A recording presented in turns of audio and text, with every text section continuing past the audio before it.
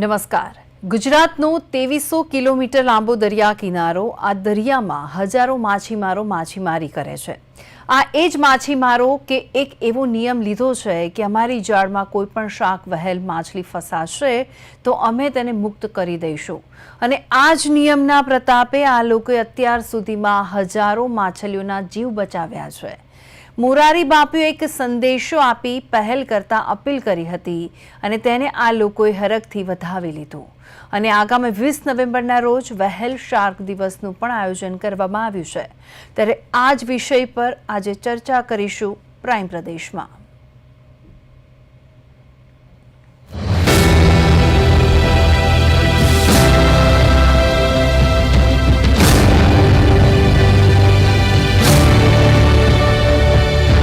સૌરાષ્ટ્રના દરિયા કિનારે સેંકડો માછીમારો માછીમારી કરે છે.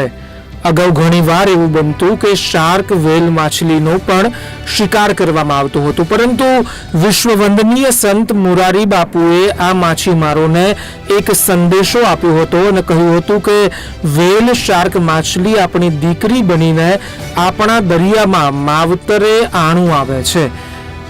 એના અને એના બચ્ચાનો શિકાર ક્યારેય ન કરવો જોઈએ. આ માછીમારો મોરારી બાપુને માને છે અને એટલે જ મોરારી બાપુના આ સંદેશા પછી આ લોકોમાં એક મોટી જાગૃતિ આવી છે. મોરારી બાપુએ આપેલા સંદેશા બાદ આ લોકોએ એક પણ વેલ માછલીનો શિકાર નથી કર્યો. હકીકતમાં વેલ માછલીઓ આ દરિયામાં પ્રસવ માટે આવે છે અને આ જ સમયગાળા દરમિયાન એક સમયે તેમનો શિકાર થઈ જતો હતો. આ સિવાય માછીમાર સમાજ પૂજ્ય પાંડુરંગ શાસ્ત્રીજીના વચનો પર પણ આગળ વધે છે. એટલે જ વેલ શાર્ક માછલીનો શિકાર આ લોકોએ બંધ કરી દીધો છે. હવે જ્યારે માછીમારોની જાળમાં વેલ શાર્ક માછલી ફસાઈ જાય ત્યારે તેમને જાળ કાપીને માછલીને તેમાંથી મુક્ત કરવી પડે છે અને આ જાળ મોંઘી પણ હોય છે. પરંતુ વર્ષ 2006 થી વન વિભાગ વેલ શાર્ક માછલીના રેસ્ક્યુ માટે જે જાળને કાપવી પડે છે અને માછીમારોને આર્થિક નુકસાન ભોગવવું પડે છે, તેના બદલામાં વળતર રૂપે કુલ નુકસાનની ભરપાઈ કરે છે અથવા તો મહત્તમ 50,000 રૂપિયા ચૂકવે છે. ઉલ્લેખનીય છે કે માછીમારોમાં આ જાગૃતિ આવી તે પહેલા જો આ વેલ શાર્ક માછલી કોઈ માછીમારને મળી જાય તો તેનો ફિન્સ અને લીવર ઓઇલ માટે શિકાર કરી લેવાતો હતો અને એક માછલીના આ લોકોને 2 થી 3 લાખ રૂપિયા મળતા હતા. એક સમયે તો 600 વેલ શાર્ક માછલીઓના શિકાર પણ થયા હતા. પરંતુ આ ઘટનાઓ હવે બંધ થઈ ગઈ છે અને વેલ શાર્ક માછલીઓને બચાવવા માટે માછીમારોમાં મોટી જાગૃતિ આવી છે. આના કારણે અત્યાર સુધીમાં હજારો વેલ શાર્ક માછલીઓનો બચાવ થયો છે અને આ પ્રજાતિ લુપ્ત થતા બચી ગઈ છે. બ્યુરો રિપોર્ટ, પ્રદેશ 24 ગુજરાતી.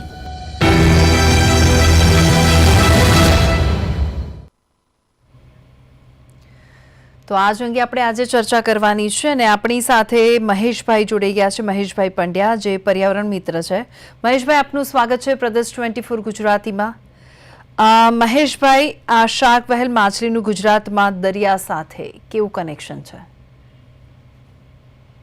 ગુજરાતમાં નિયમિત રીતે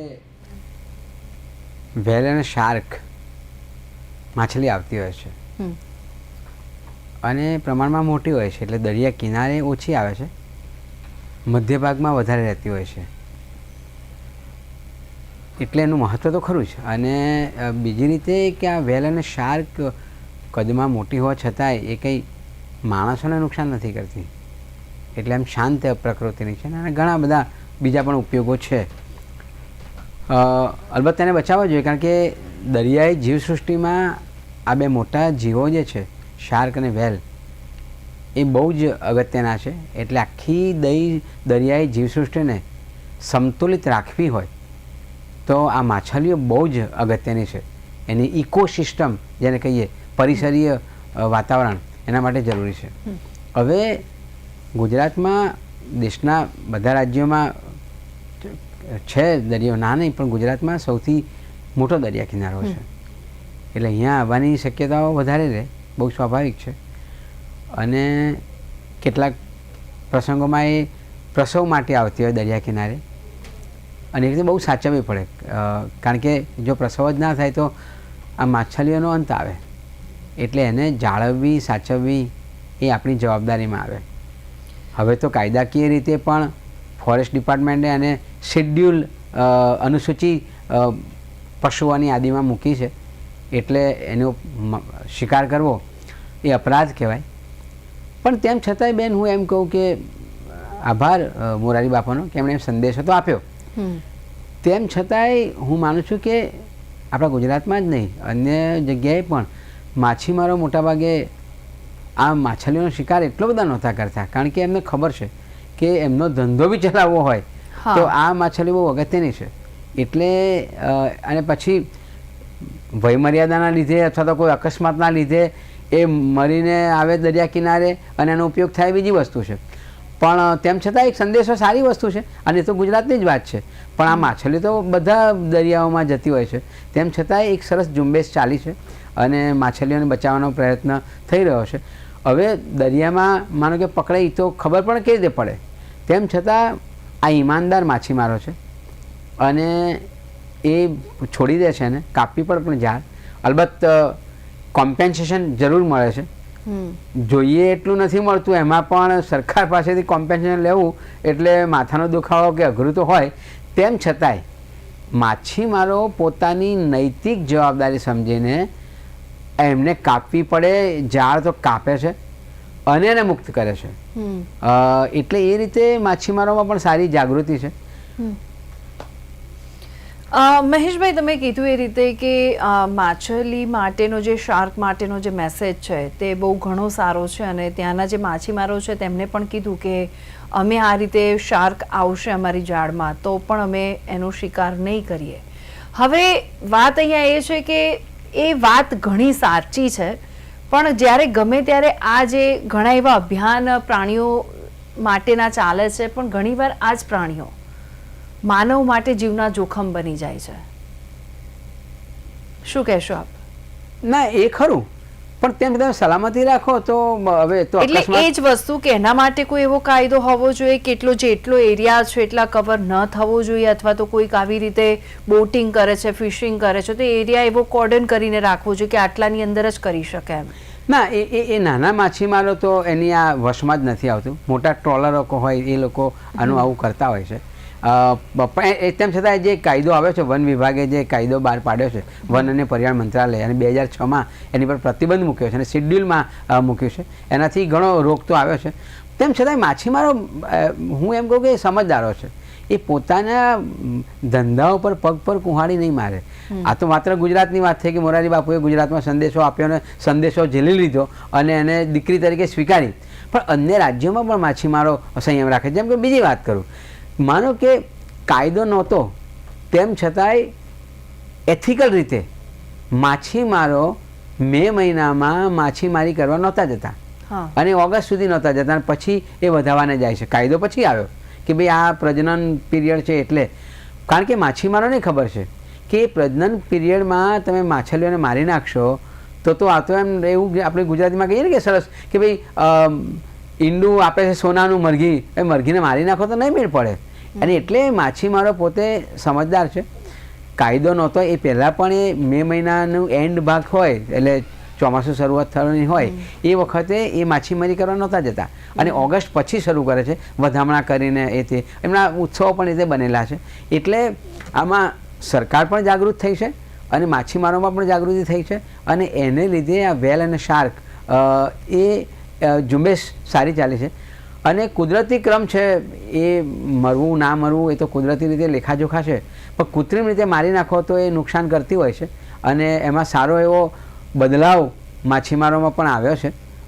હવે જે પેલા શિકારીઓ હોય છે એ તો બધે હોય જ છે. એ પછી સિંહનો પણ શિકાર કરતા હોય કે સાપનો પણ શિકાર કરતા હોય કે કાચબાઓને પણ કરતા હોય, એટલે એના માટે તો સરકારે સલામતીને રાખવી પડે. એ મુદ્દો તો છે જ. ઓકે મહેશભાઈ, બીજો એક એવો બી પ્રશ્ન છે કે કદાચ જે બીચ એરિયા છે જ્યાં દરિયાઈ વિસ્તાર હોય, બધા ફરવા બી જતા હોય, તો તમે જોજો ઘણીવાર ઘણા એવા બીચ છે ને સ્પેશિયલ આ લોકો માટે જ બંધ રાખવામાં આવે છે કે ત્યાં ઘણા લોકો ન જઈ શકે, કારણ કે કદાચ માનવીને પણ કદાચ હાર્મ થાય, અથવા તો પછી આ જે માછલીઓ છે તેને કદાચ માનવીઓ દ્વારા હાર્મ કરવામાં આવતું હોય, તેના કારણે પણ ઘણા એવા બીચ છે જે બંધ કરવામાં આવતા હોય છે. તેને લઈને આપનું શું કહેવું છે? ના, એ સાચી વાત છે, કારણ કે જે દરિયાઈ નિષ્ણાતો જે છે, મરાઇન એક્સપર્ટ્સ અને આપણી સરકાર, એમાં બધાને ખબર છે, એનું સતત મોનિટરિંગ થતું હોય કે કયા વિસ્તારમાં વેલ, શાર્ક માછલીઓ આવે છે અથવા બીજી અન્ય માછલીઓ આવે છે. માછીમારોને પણ ખબર હોય છે અને એટલા માટે એને સલામત વિસ્તાર જાહેર કરવામાં આવે છે કે ત્યાં પ્રતિબંધ હોય છે એ બીચ ઉપર પણ, એટલે કોઈ માછલીઓને પણ નુકસાન ના થાય, માણસોને પણ ના થાય. આ બંને રીત છે અને એ આઈડેન્ટિફાઈ થતા હોય છે અને આ લોકોનો એક રૂટ હોય છે.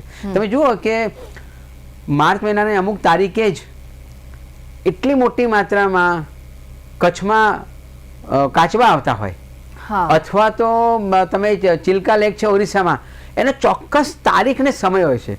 એના ગૂગલમાં કેલેન્ડરમાં મૂકવું નથી પડતું કે એલાર્મ નથી વગાડતું, ચોક્કસ તારીખે અને સમયે જ આ માછલીઓ પણ આવતી હોય અથવા તો કાચબા પણ આવતા હોય, અને એટલે એમનો અભ્યાસ સરળ હોય છે.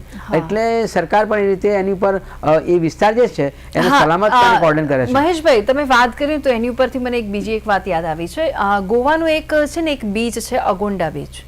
હવે ત્યાં કેવું છે કે ત્યાં છે ને બીચ આગળ ઘણી એવી રેસ્ટોરન્ટ ને હોટલ્સ બનેલી છે, તો હવે ત્યાં છે ને લાઇટિંગ નથી કરતા એ લોકો, અને એનું કારણ એ છે કે રાત્રે કાચબા ત્યાં આવે છે, ઈંડા મૂકે છે, પણ કાચબા ઈંડા મૂકે છે અને લાઇટિંગ એટલા માટે નથી થતી, અને સવારે એ જ કાચબાને ખબર હોય છે કે એને ઈંડું અહીંયા મૂકેલું છે. બિલકુલ, એટલે એ લોકોની સેન્સ આ પ્રાણીઓ પક્ષીઓની બહુ અદ્ભુત હોય છે. આપણે ભલે સર્વાઇવલને બધું ગોઠવતા હોઈએ, પણ તમે જુઓ અત્યારે એ આયાવાર પક્ષીઓ નળ સરોવરમાં આવે છે અને કેટલા હજારો કિલોમીટર દૂર પાછા ઓસ્ટ્રેલિયામાં જતા રહેશે. એક જ જગ્યાએ એમનો રૂટ નક્કી હોય છે, બધું નક્કી હોય છે. તમારા વિમાનો તો તૂટી પણ પડે છે કે ના થાય, પણ એમને કંઈ થતું નથી. અને 4000 કિલોમીટર લાંબી મુસાફરી કરીને આવે છે. એટલે આપણે તો પેલું બાંધીએ છીએ અને નક્કી કરીએ છીએ કે આ જ પક્ષી હતું તે, પણ એની ચોકસાઈ, એટલે કુદરતે જે એમને બક્ષિસ આપી છે, એમની જે સેન્સ આપી છે, એ જગ્યાએ જ જાય. તમે જુઓ ને કે ટીટોડીનો માળો જો તળાવની વચ્ચે થાય તો 100% વરસાદ ના આવે અથવા તો તકલીફ પડવાની છે. એ સેન્સ આપી છે એને. હવે આપણે કુદરતે સેન્સ આપી, પણ આપણે જો બળિયા થઈને એમને મારી નાખીએ તો એ ખોટું. અને એટલા માટે કાયદો કાયદાનું કામ કરે, પણ આપણે પણ સાચવવું પડે કે આ કુદરતી ક્રમ તૂટી જશે અને અલ્ટિમેટલી એ માણસને નુકસાન કરશે, પ્રાણીઓ પક્ષીને તો કરશે જ કરશે. એટલે આપણે પણ સ્વયં વિવેક દાખવવો પડશે. કાયદો કાયદાનું કામ કરે. બધી જ જગ્યાએ સરકાર નથી પહોંચી વળવાની, બધી જ જગ્યાએ supreme court, high court, national green tribunal નથી પહોંચી શકવાની. એટલે હું તો આપણી ચેનલને પણ એક અભિનંદન આપવા માગું છું આજે કે આવા વિષય પર આપણે ચર્ચા ગોઠવી અને આપે પણ એક સરસ રીતે જાગૃતિનું કામ કર્યું છે. મેડમ, હું તમને એક બીજી વાત કહું. જ્યારે MC મહેતા વિરુદ્ધ યુનિયન ઓફ ઇન્ડિયા એવા 3 મોટા મોટા કેસ સર્વોચ્ચ અદાલતમાં ચાલ્યા પ્રદૂષણને લઈને, ત્યારે 3 ચુકાદામાં સર્વોચ્ચ અદાલતે નોંધ્યું છે કે અમે ગમે તેટલા ચુકાદા આપીશું, ગમે તેટલા કડક ચુકાદા આપીશું, પણ એનું અમલીકરણ નહીં થાય જ્યાં સુધી જનજાગૃતિ નહીં આવે, લોક ચળવળ નહીં થાય. એ જે તમે જુઓ સાબરમતીનો જે સુઓ મોટો કેસ લીધો આપણે પ્રદૂષણને લઈને જસ્ટિસ પારડીવાળાએ, અને જ્યારે સુપ્રીમ કોર્ટમાં ગયા અને છેલ્લી હિયરિંગ હતી એમાં એમણે કહ્યું કે અમે ગમે તેટલા ચુકાદા આપીશું, જ્યાં સુધી લોકજાગૃતિ નહીં આવે, લોક ચળવળ નહીં આવે, ત્યાં સુધી આ શક્ય નથી. અને એટલા માટે સુપ્રીમ કોર્ટે એમ કહ્યું કે પ્રાથમિક શાળાથી લઈને તે સ્નાતક કક્ષા સુધી આ પર્યાવરણનો વિષય ભણાવો.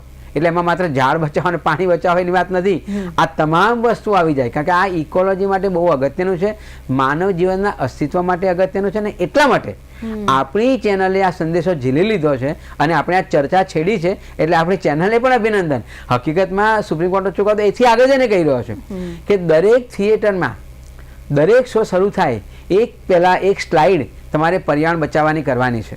દરેક અખબારોએ, ઇલેક્ટ્રોનિક્સ માધ્યમોએ અથવા તો આ જે રેડિયો છે એમાં પણ આ બતાવવાનું છે. એટલે આ અવેરનેસનું બહુ અગત્યનું કામ છે, અને અવેરનેસ હોય તો જ આ બધું શક્ય છે અને સારી રીતે ચાલશે આ સંસાર અને આ જીવનચક્ર. બિલકુલ હવે મહેશભાઈ આપણે વાત તો કરી રહ્યા છે આની, તો માછીમારો જે રીતે વેલ શાર્કને બચાવવાનું જે બિરદાવા લાયક જે અભિયાન છે તે ચલાવી રહ્યા છે, તેને લઈને આપ શું કહેશો? ના, બહુ સારું અભિયાન છે. હું તો કહું છું કે એમને બિરદાવવા જોઈએ ને એના માટેના ખાસ પ્રોગ્રામો કરવા જોઈએ, જેથી કરીને એમનામાં પણ એમને તો જાગૃતિ છે જ અને એટલે બચાવી રહ્યા છે, કરે છે, પણ આખા દેશમાં આખા વિશ્વમાં આ જાગૃતિ આવે એવા પ્રયત્નો કરવાની બહુ જ જરૂર છે. એટલે માત્ર ભારતથી નહીં અટકાવાય, દરિયો તો વિશ્વને જોડે છે, એ ભારત પૂરતો સીમિત નથી. અને આ વેલ ને શાર્ક એ પણ આખા દરિયામાં જાય છે. એટલે મોરારી બાપુનો સંદેશો એ માત્ર ગુજરાત કોસ્ટલ પર લાગે એટલું પૂરતું નથી, એ સંદેશો આ તમામ જગ્યાએ જવો જોઈએ. એક સરસ છે FWW નામની એક દિલ્હીની સંસ્થા છે અને એ આ સરસ કામ કરે છે, આની જાગૃતિનું કામ કરે છે. એ સિવાય એક આંતરરાષ્ટ્રીય ફંડિંગ એજન્સી છે ફોર્ડ ફાઉન્ડેશન, અને ઘણા રાષ્ટ્રોમાં એ કામ કરે છે. એ લોકો પણ આવા જાગૃતિ માટેના અભિયાનોમાં અનુદાન આપે છે કે જેથી આ વાત આગળ જાય. એટલે માત્ર આપણે ગુજરાતની જ વાત નથી કરવી, આ ગુજરાતનો સંદેશો એ આખા વિશ્વમાં સરસ રીતે ફેલાય એની વાત કરવી છે. એટલે જે નાના નાના ટાપુઓનો સમૂહો બનેલા છે, દેશો બન્યા છે, સ્મોલ આઇલેન્ડના સમૂહો, અથવા તો ઓશન, હમણાં એક જૂન મહિનામાં ઓશન ઉપરની એક પરિસંવાદ અને શિખર પરિષદ જીનીવામાં યોજાઈ ગઈ. તો એવી બધી જે પરિષદો યોજાય છે એમાં આ વાત મૂકવા જેવી છે. એટલે માનો કે યુનાઇટેડ નેશનમાં પેરિસ એગ્રીમેન્ટમાં અત્યારે બ્રાઝિલમાં ચાલી રહી છે COP30, તો એ COP30માં ગુજરાતની સરકાર અથવા તો ભારતની સરકારે આ મુદ્દાને કેમ સાઇડ ઇવેન્ટ્સમાં ના મૂકવો જોઈએ, જેથી કરીને બધા દેશના લોકો અને નાગરિકોને ખબર પડે કે આ વેલ અને શાર્ક જેવી માછલીઓને બચાવવાની જરૂર છે. એટલે સરકારોએ પણ કાયદો બનાવીને અટકી નથી જવાનું, અથવા તો કોમ્પેન્સેશન અટકી નથી જવાનું. સરકારોએ પણ આવી જેટલી ઇવેન્ટ થાય છે. મહેશભાઈ, હું તમને રોકવા માંગીશ, અને આપણી સાથે MSH શેખ, જે પર્યાવરણ નિષ્ણાંત છે દરિયાઈના, આપનું સ્વાગત છે શેખભાઈ પ્રદેશ 24 ગુજરાતીમાં. શેખભાઈ, તમને ખ્યાલ જ છે કે વાત આપણે શું કરી રહ્યા છીએ, શાર્ક વ્હેલ માછલીનું જે રીતે ગુજરાતના દરિયા સાથે જે કેવું કનેક્શન છે તેને લઈને હું તમને આ પ્રશ્ન પૂછવા માંગીશ. મોટે ભાગે શાર્ક જેવી વિશાળકાય મહાકાય જે જીવ છે દરિયામાં, એ ખંડીય છાજલી, જેને કોન્ટિનેન્ટલ શેલ્ફ કહેવાય, એવા વિસ્તારમાં ઘણી વખતે વધારે પ્રમાણમાં આવી ચડે છે. અને ગુજરાતનો જે મોટા ભાગનો લગભગ 2300 કિલોમીટરનો દરિયા કિનારો અને તેની સામે આવેલી ખંડીય છાજલી છે, એમાં પુષ્કળ પ્રમાણમાં પ્લેન્કટોન હોવાથી વેલ અહીંયા આકર્ષિત થાય છે. એ વેલ જ્યારે આકર્ષિત થાય છે એનું સિગ્નિફિકન્સ એટલા માટે છે કે આપણા ત્યાં એટલા જ પ્રમાણમાં મોટા મોટા ટ્રોલર્સ અને મોટી મોટી ફિશિંગ નેટ્સ, લગભગ કિલોમીટરની 5-7 કિલોમીટર લાંબી નેટ્સ મૂકવામાં આવે છે. અને ઘણી વખતે એમાં શાર્ક, વેલ અને બીજા મોટા જીવો, સમુદ્રી જીવો ફસાઈને મૃત્યુ પામતા હતા. પરંતુ અવેરનેસના કારણે આપણે કંઈક અંશે અમુક વેલોને બચાવી શક્યા છીએ. એટલે માછીમારોમાં પણ થોડી ઘણી જાગૃતિ આવી છે અને એમની ઝાડને જે નુકસાન થાય એનું થોડું ઘણું વળતર એમને મળી જાય તો તેઓ ઝાડ કાપીને પ્રાણીને બચાવવા માટે પણ પ્રયત્ન કરી રહ્યા છે. શેખભાઈ, આ દરિયાઈ જીવ સૃષ્ટિમાં વેલ શાર્કનું શું મહત્વ છે? દરિયાઈ જીવ સૃષ્ટિના અંદર વેલ, શાર્ક અને બીજા ઘણા બધા જે પણ આવા મોટા મહાકાય જીવો છે તેનું ખૂબ મહત્વનું સિગ્નિફિકન્સ છે. કારણ કે વેલ જ્યારે પણ પોતે ફીડિંગ કરે છે ત્યારે એ મોટી માછલીઓ નથી પકડતી, પરંતુ દરિયાનું પાણીને ગરણીની માફક ગાળી લે છે. અને એ ગળાઈને ચારણીના અંદર ખૂબ ઝીણા નાના લીલ અને નાના લીલ ઉપર આધારિત જીવો, કે જે જીવો બીજી માછલીઓનો ખોરાક હોય છે, વેલનો પણ ખોરાક છે, તેને તે કંટ્રોલ કરે છે. એટલે ઘણી વખતે લીલ અને આવા સૂક્ષ્મ જીવાતો જો દરિયામાં વધી જાય તો પણ દરિયાના અંદર ઓક્સિજનનું ડિપ્લેશન થાય અને ડેડ ઝોન બને. પરંતુ વેલ આવા ડેડ ઝોનને નિયંત્રણ કરવામાં ખૂબ મોટી અગત્યની ભૂમિકા ભજવે છે. એટલે વેલ એક દરિયાનું કુદરતી સંતુલન પણ જાળવે છે. મહેશભાઈ, શું કહેશો આપ? ના, એ સાચી વાત છે, કુદરતી આ ક્રમ છે. કારણ કે જો વેલ જેવી ના હોય તો જે શેખભાઈએ વાત કરી તેમ કે પછી તો આવા જીવજંતુઓ વધી જાય ને એ ઓક્સિજન લેવા માંડે તો બીજા પ્રાણીઓ અથવા તો નાની નાની માછલીઓ માટે નહીં બચે. એટલે વેલ એ કંટ્રોલ કરવાનું એ મિકેનિઝમ, એ કુદરતી મિકેનિઝમ છે.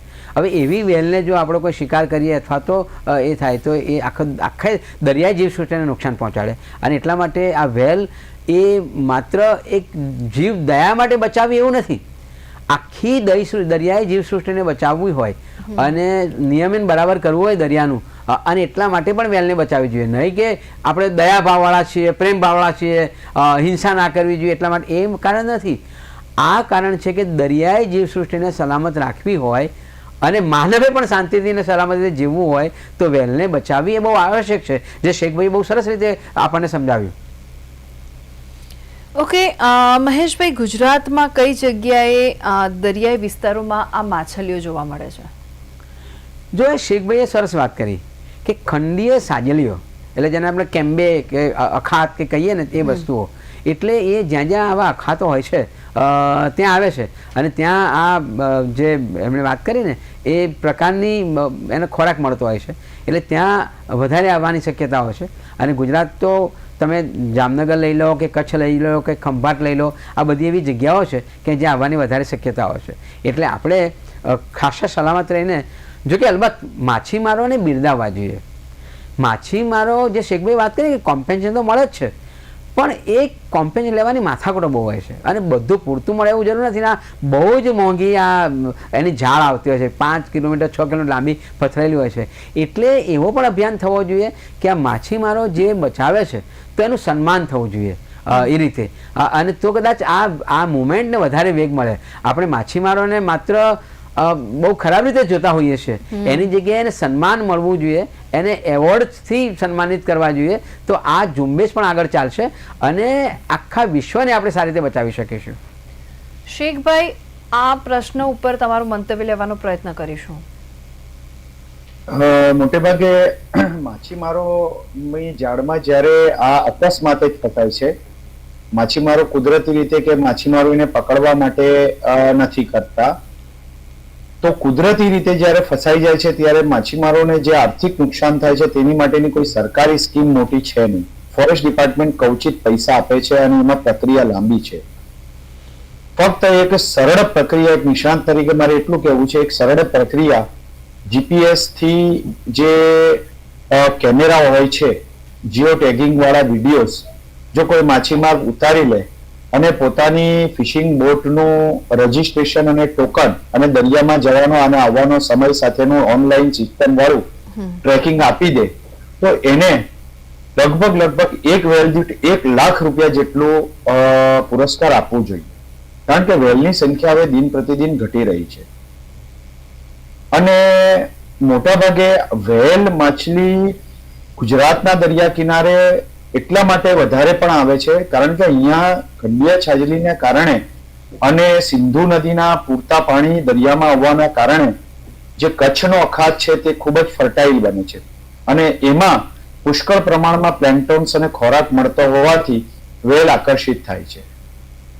એટલે આપણે સવિશેષ રીતે આખા જ અરબી સમુદ્રના અંદર જોઈએ તો ગુજરાતનો, પાકિસ્તાનનો દરિયા કિનારો અને કચ્છનો અખાત એ વેલ માછલી માટે ખૂબ ઉપયુક્ત છે. ખંભાતના અખાતમાં આટલી બધી માછલીઓ, વેલ માછલી હજી નોંધાઈ નથી કે જોવા મળતી નથી. ઓકે, મહેશભાઈ, જે માછલીઓના માછીમારોને છે ને 1 થી 2 લાખ મળતા હતા, છતાં માછીમારોની આ જીવદયા વૃત્તિને લઈને આપ શું કહેવા માંગશો? ના, એ જ કહું છું ને કે એમનો ઈરાદો નથી કે એ વેલનો શિકાર કરે કે એને પકડી લાવે. વેલની કિંમત બહુ જ છે, એના એટલા બધા ઉપયોગો છે, એટલે મેડિકલી પણ ઉપયોગો છે, બીજા બધા પણ ઉપયોગો છે. તેમ છતાંય એની દાન જ ખરાબ નથી. અકસ્માત એ પકડાઈ જાય તો એ ઝાડ કાપી પણ નાખે છે. તો એને જે શેખભાઈએ વાત કરી એમ એને લાંબી માથાકૂટના અંતે નજીવું વળતર મળે એના કરતાં એક સિસ્ટમ ગોઠવી દે અને એનો યોગ્ય વળતર મળે એ જરૂરી છે. અને એવા માછીમારોને મેં અગાઉ બી કહ્યું, એમ ફરીવાર દોહરાવું છું કે એવા માછીમારોનું સન્માન તમે કરો, કારણ કે આ એણે એક ભોગ આપ્યો છે, પોતાની આજીવિકા ગુમાવી. તમે કોમ્પેન્સેશન માટે આ કાપી નાખી પણ એટલા દિવસ તો એની માછીમારી નહીં થાય ને.